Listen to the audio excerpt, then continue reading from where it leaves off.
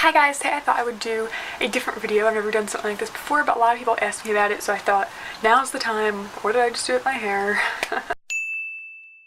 So these are my current favorite recipes, things that I make over and over again. I always go back to things I will have put on Snapchat or Instagram, and a lot of times you guys message me and ask me what the recipe is or where you can find it or what's in it. And I know a lot of you guys have asked me to make cooking videos and stuff, but it's really hard for me to do that. I live in a house with 5 people and a tiny kitchen, very small. It would be very hard to film the video if I was home alone, let alone having my family walk in and out all the time. If I was going to make a cooking video, I'd want it to be really great and put a lot of effort into it, and I just can't do that in my house. None of these are like groundbreaking recipes or anything, they're just things that I really enjoy. So I thought that I would just kind of give you like what it is, what's in it, what it tastes like, if you might like it, if you like other things similar to it. And the ones that are recipes I completely follow, I will link them below, and then there's other ones that I've kind of altered myself from a different recipe I've found or things that I've just kind of created on my own. I really hope you guys enjoy this. So the first one is my homemade pasta salad. That's like a cold pasta salad, macaroni salad. I guess there's a difference, but I don't really know what that is, but I call it pasta salad. I've been making this for years now. I love pasta salad. Like whenever there's a salad bar at a restaurant, I'm all about that. I love pasta salad. I love pasta in general. I don't know if I found this or I just found out one of the ingredients that makes pasta salad better, and that's Italian dressing. So this recipe is super easy, and it's also, I'll let you know when you can substitute certain things because obviously not everyone likes all the same stuff. But for this recipe, you can obviously substitute whatever vegetables you want. But so I start with 4 cups of rotini or bow tie. You can really use any kind of pasta you want. You know, just boil it, rinse it with cold water and let it cool for a little while, and then you can mix all the other ingredients. Then the 2 things that kind of make the flavor are mayo and Italian dressing. I use Wishbone House Italian. I find it has the most like robust flavor, but you can use whatever Italian dressing you like. And then mayo, you could use vegan mayo, you can use light mayo, whatever you prefer. But you could use more Italian dressing if you want more flavor. You could use more mayo. I always kind of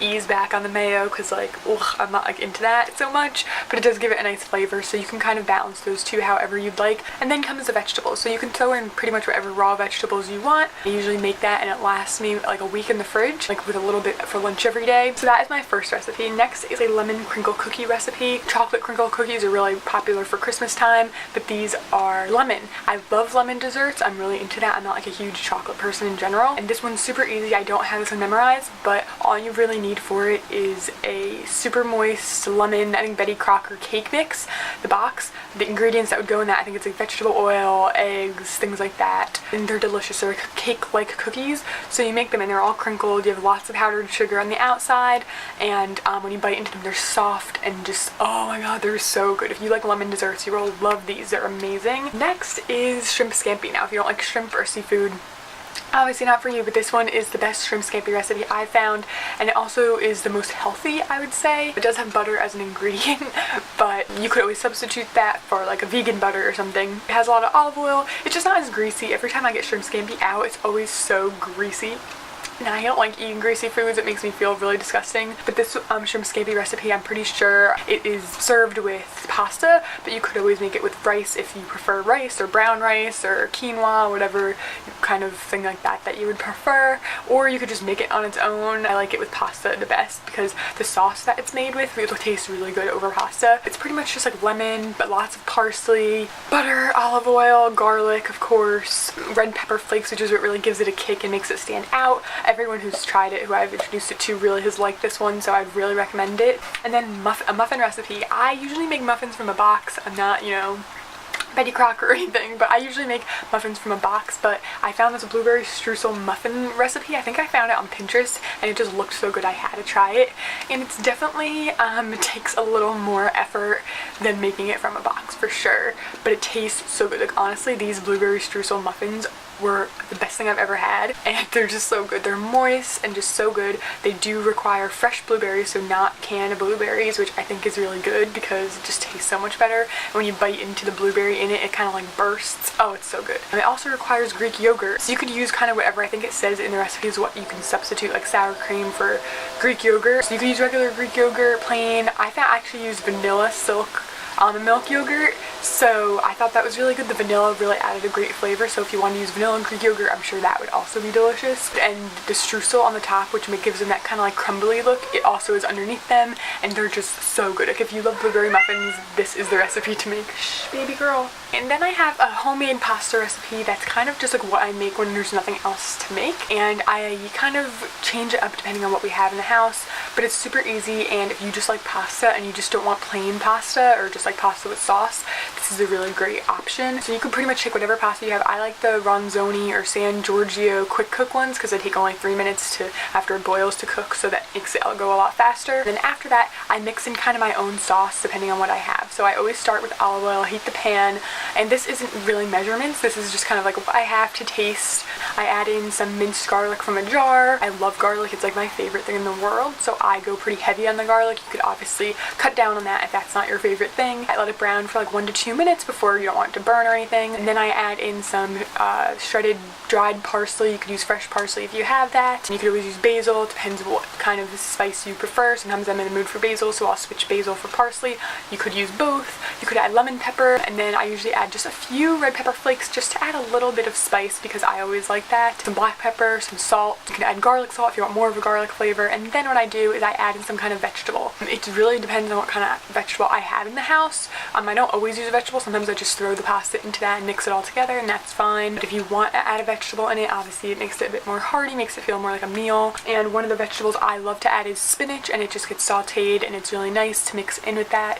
You could use broccoli, asparagus, zucchini is a really great option. Just cut it up nice and small. Sometimes I'll chop up some tomatoes and add it in there if I want more of like a tomatoey sauce kind of thing. But it's really nice with fresh tomatoes. There's just so many different options you can kind of add into that. It's just such a simple recipe, and you can use whatever spices you like. That's pretty much that. So we have 2 more recipes on here, and one is my buffalo chicken dip, which is the least healthy probably on this entire list. It is so unhealthy, but it's delicious. And if you're looking for something to make for Super Bowl Sunday, or I don't know, some kind of event like that, or like a family party, people will love this. And it's definitely not the best on your stomach because it's spicy and there's so much cheese, but it's just so good. Like I make it a couple times a year and it is amazing. And I based my recipe off the Frank's Red Hot Sauce buffalo dip, but I changed a lot of that, so I'm not even gonna go there. I completely kind of changed it. I went off of that and then kind of like kept the measurements but changed the ingredients.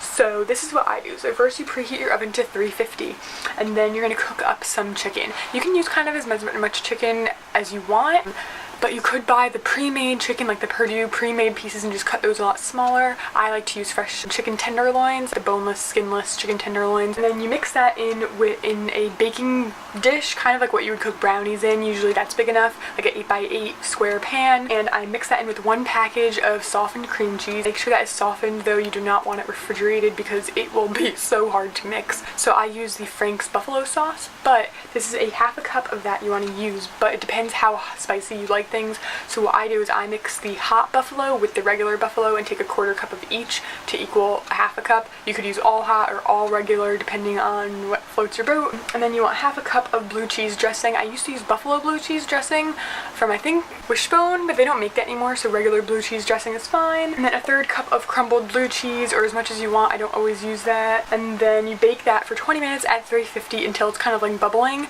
And I serve it with tortilla chips. You could use crackers or bread, really whatever you want. I think it tastes the best with tortilla chips. It will last for about a week in the fridge, 5 to 7 days, but you don't want to reheat the whole thing. So what I do is I put it in like a Tupperware container and then scoop out what I want throughout the week in my own bowl and just heat that. You don't want to like take it out and heat it up and then put it back in the fridge, if that makes sense. But it's so good, like it's addicting. My last one is my homemade mac and cheese. It's baked mac and cheese. I kind of created this recipe on my own after trying a bunch of other ones, and this is kind of how I do it. I don't measure anything out. I really kind of just eyeball everything. So I use elbow pasta because I just think it tastes the best. Boil that, make that, and then instead of taking a separate pan and making the sauce, I mix it all in with the pasta when it's done cooking.